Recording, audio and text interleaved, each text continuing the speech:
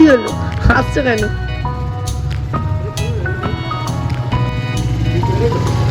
না, এবার ডাকবো। রেডি হয়ে নিয়েছি, এখন বেরোচ্ছি।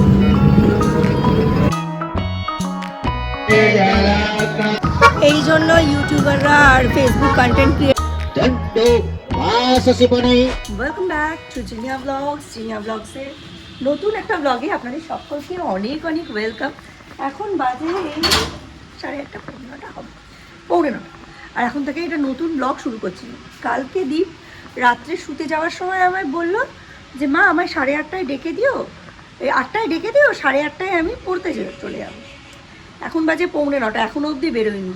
স্যারের সঙ্গে দর কষাকষি হচ্ছে স্টুডেন্টদের। অনলাইন পড়ান, স্যার বলছে আমি অফলাইন পড়াবো। স্যার বলছে এক্ষুনি আয়, ওরা বলছে আরও 1 ঘন্টা 2 ঘন্টা পরে পড়ান, এখন খুব ঠান্ডা। এই হচ্ছে অবস্থা এখন। তো এই সবই চলছে। আর এখন মানে দর কষাকষি চলছে। আমাদের সময় হলে বলতো তোদের আর আসতে হবে না, দাঁড়া তোর বাবাকে বলছি, পরের দিন তোর দেখ কী অবস্থা করি।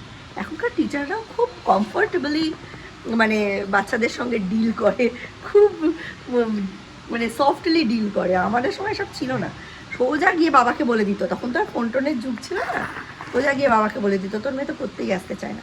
ও যাই হোক, তোমরা হয়তো এই চাদরটা দেখে ভাবছো এরকম একটা বোরিং চাদর কী করতে নিয়ে আছে। এই চাদরটার না একটা গল্প আছে।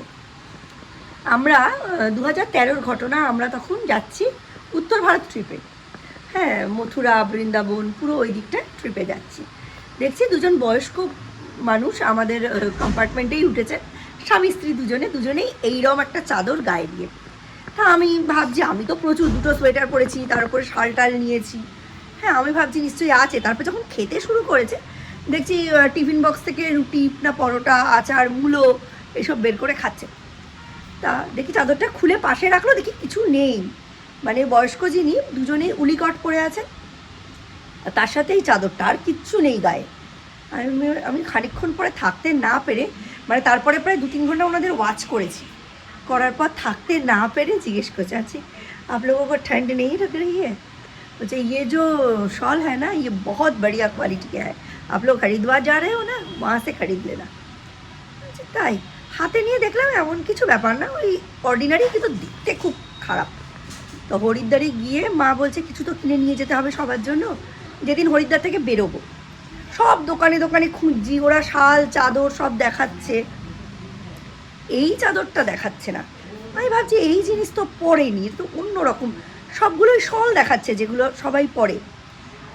তো হঠাৎ করে একটা দোকানে আমি বলছি মানে আপনারা যেটা দেখাচ্ছেন আমি সেটা খুঁজছি না, আমি একটা অন্য ধরনের চাদর খুঁজছি, দেখতে খুব খারাপ। মানে হিন্দিতেই বলেছি যে দেখতে কিন্তু খুব খারাপ। তখন বলছে পিকচার হ্যাঁ আপ লোগোं के पास? তখন বলছি না, তখন তো মোবাইল আমার সেরকমভাবে ছিল না। তো বলছি না, বলে ডেসক্রিপশন দিয়েছি, তখন এটা বার করেছে।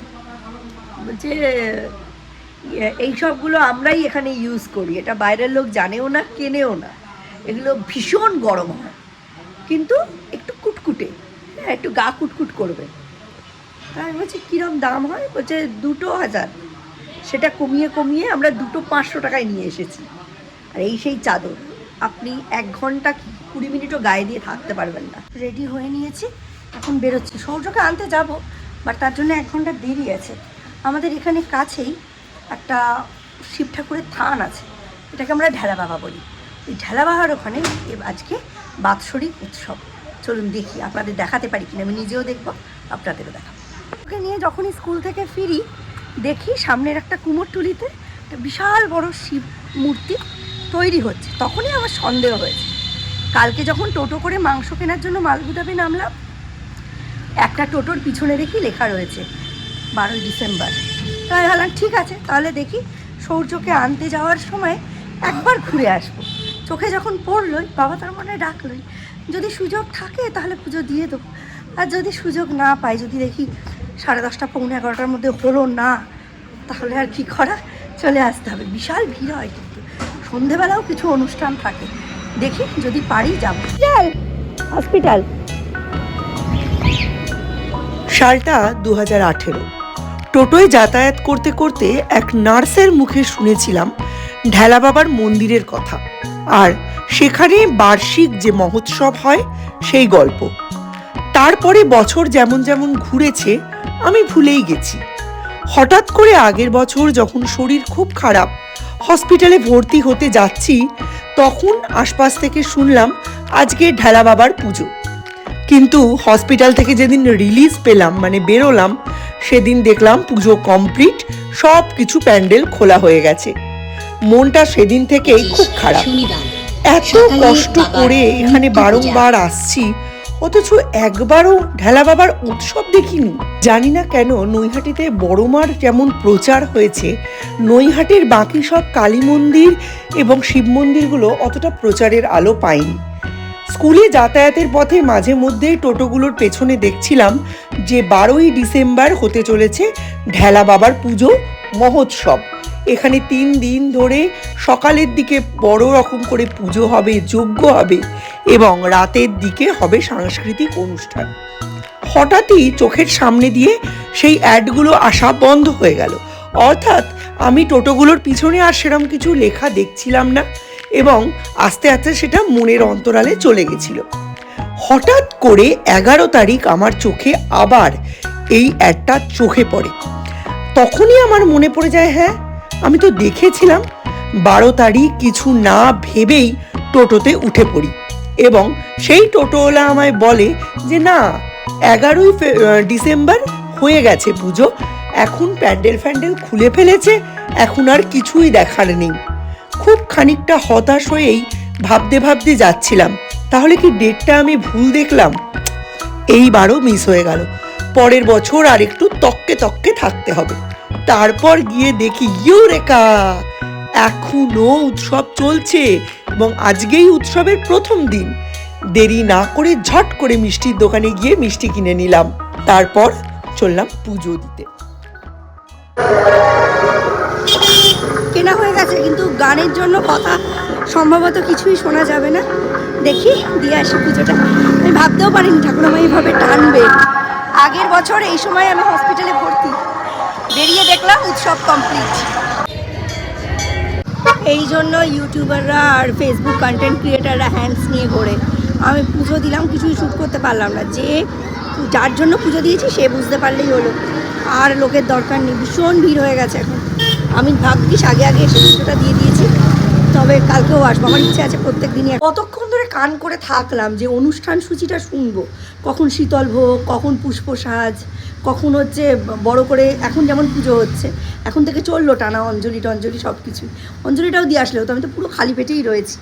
যাই হোক, দেখা গেল এখন সৌর্যকে আম্মা বাড়ি ঢুকিয়ে দেখি একবার ট্রাই। সে অনুষ্ঠান সূচি তো শুনতেই পেলাম না। এখন দেখা যাক, ফেসবুকে একটা নোটিফিকেশান দিয়েছি, যদি কেউ অনুষ্ঠান সূচিটা মানে লিখে পাঠায় কমেন্ট বক্সে তাহলে জানতে পারবো, নইলে এই অঞ্জলি দেওয়ার সময় আবার একটু কান করে থাকতে হবে। খুব তাড়াতাড়ি রান্নাবান্না করছি, যেন রান্নাবান্না সেরে তাড়াতাড়ি করে আমি বাবার ওখানে আবার যেতে পারি। আজকে যেহেতু আমি আর ডিপ খাবো, রান্নার সেরম কোনো ঝামেলা নেই। আলু ফুলকপি ভাজবো পেঁয়াজ শাক দিয়ে, তার সাথে ডাল আর মাছের ঝোল করে নিয়ে আমি বাবার ওখানে যাব। গিয়ে পুরো অনুষ্ঠান সূচিটা আমি রেকর্ড করে নিয়ে আসবো, যাতে যখনই আমি ফাঁক বের করতে পারি তখনই আমি দৌড়ে গিয়ে বাবার স্থানে গিয়ে বসতে পারি। ওখানে ধূপ ধুনো মঙ্গলা মন্ত্রোচ্চারণ, শঙ্কর বাজনা, ঘন্টা সব মিলিয়ে এক দৈবিক পরিবেশ সৃষ্টি হয়েছে। অসাধারণ লাগছে। শুধু ওখানে গিয়ে বসে থাকলেই মন ভালো হয়ে যাবে। ওখানে এতটাই পজিটিভ একটা অ্যাটমসফিয়ার ক্রিয়েট হয়েছে, এই ছেড়ে রেখে হেসে রে কখনো না। রান্নাবান্না শেষ। ডাল করলাম, আলু ফুলকপি ভাজলাম, বেগুন ভাজলাম 5 পিস, আর আলু বেগুন দিয়ে মাছের ঝোল করলাম। আজকেও 11টার সময় কারেন্ট গেছে জানেন, আস্তে আস্তে 4:30। আমার রান্নাবান্না কমপ্লিট। আমি এবার তালা দিয়ে বেরিয়ে যাব। সরস্বতী দিয়ে আসলে সরস্বতী দিদির মতো কাজ করবে। সৌম্যর খাবার রেডি, এসে যদি খেতে চায় খেয়ে নেবে, আর যদি মনে হয় আমার জন্য ওয়েট করবে। আমার আধ ঘন্টাতেও হতে পারে, 1 ঘন্টাও লাগতে পারে, 10 মিনিটও লাগতে পারে, কোনো গ্যারেন্টি নেই। ঠিক আছে, আজকে বাবার রুদ্রাভিষেক হবে, তার সাথে এখানে হবে নবগ্রহ শান্তি যজ্ঞ।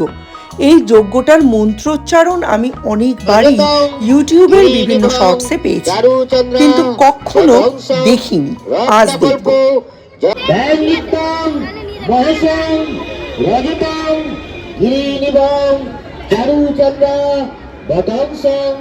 রত্নকল্প জলাঙ্গম পরশনিব বরাদিতি হস্তম প্রসন্নম প্রত্যাশিনম সমস্ততম দণ্ড পাশশিপনে নমস্তে ত্রৈলোক্যনাথায় ভূতনায় পতয়ে নমো নমো নমো শিবায়।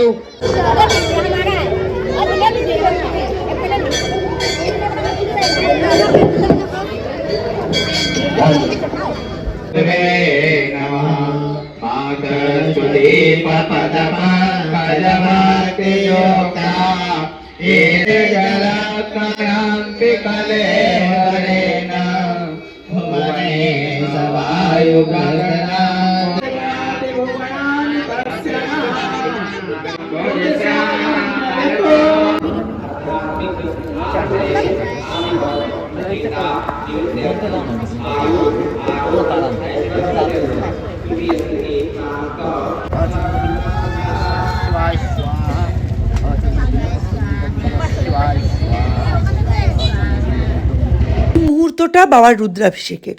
খুব কষ্ট করে এটাকে আমি নিয়েছি, কারণ আমাদের ঢুকতে দিচ্ছিল না, গ্রিলের ভেতর দিয়ে নেওয়া। প্রসাদের প্যাকেটটাও পেয়ে গেছি, যে পুজোটা দিয়েছিলাম। একদম নিয়ম মেনে দেওয়া সম্ভব হয়নি, তবু প্রসাদ কণিকা মাত্র, যা পেয়েছি তাতেই আমি খুশি। আর দেখবেন চারপাশটা